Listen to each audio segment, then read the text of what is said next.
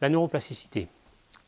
La neuroplasticité, c'est ce concept qui rend compte de cette incroyable capacité que l'on a à modifier, à transformer, à moduler non seulement le fonctionnement de notre cerveau, mais aussi la structure de notre cerveau. Par exemple, des méditants performants, certes, mais des méditants peuvent augmenter l'épaisseur de leur cortex. Mais sans augmenter l'épaisseur de son cortex, on peut, grâce à un entraînement de l'esprit, entre guillemets, on peut muscler son esprit.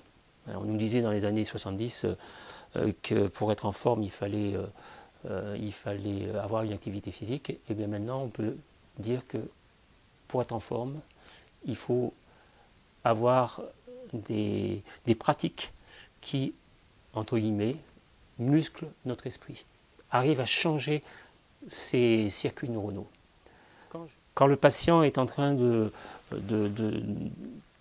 dire toujours les mêmes mots, de formuler toujours les mêmes pensées, qui dépeignent sa souffrance, quand il reste dans cet état émotionnel qui le maintiennent dans un mal-être, tout cela a des répercussions au niveau neurologique. C'est-à-dire que ça crée un espèce de circuit neuronal qui va se graver, entre guillemets, dans le disque dur.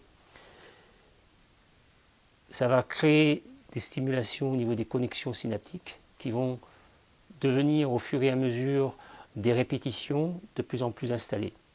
Mais heureusement, le contraire est aussi vrai. C'est-à-dire que si je développe des pensées positives, et là, il faut être attentif à ce qu'il y a derrière ce terme. Ce n'est pas simplement avoir des pensées qui partiraient aussi vite qu'elles sont venues, mais c'est de cultiver des pensées et de les transformer en expériences positives. Se crée alors en moi un autre état émotionnel, une autre façon d'être qui va se répercuter au niveau neurologique. On parle alors de résilience neurologique.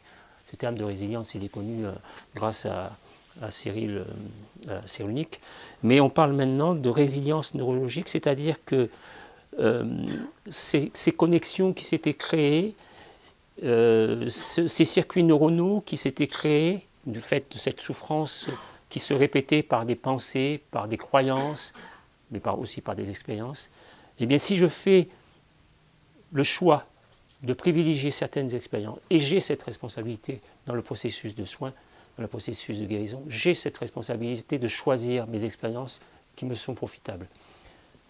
Et bien à ce moment-là, je vais créer de nouvelles connexions neuronales, je vais créer de nouveaux circuits neuronaux. Et ce qui était auparavant un véritable autoroute, petit à petit va disparaître pour laisser place à de nouveaux circuits neuronaux qui vont créer des sécrétions de neuromédiateurs différents, etc. Et on rentre alors dans un cercle vertueux qui sera intéressant dans le processus de guérison.